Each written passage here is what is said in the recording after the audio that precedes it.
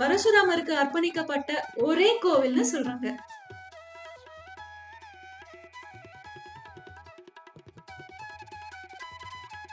திருவல்லம் பரசுராமர் கோவில் திருவனந்தபுர கோவளம் வழித்தடத்துல அமைஞ்சிருக்கு. இந்த திருவல்லம் பரசுராமர் கோவில் ஒரு பாதுகாக்கப்பட்ட நினைவு சின்னம்னு அறிவிச்சிருக்காங்க.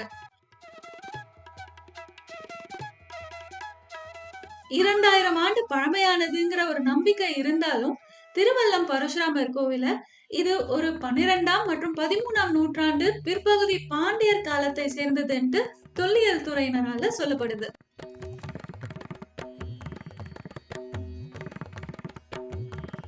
இப்போ ஒரு சுவாரஸ்யமான விஷயத்துக்கு வருவோம்.